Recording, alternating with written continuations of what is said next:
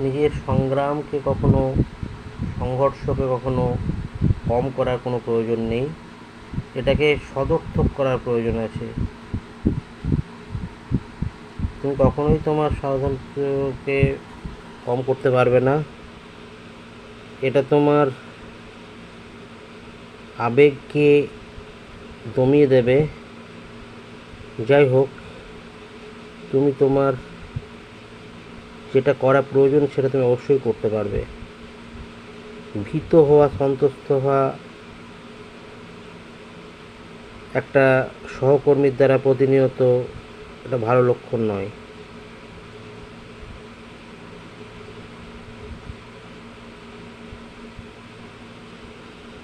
এটার কি মানে নয় যে তুমি নিজেকে সব সময় কোনো ব্যাপারের সঙ্গে জড়িত ভাবছো না, যুক্ত ভাবছো না।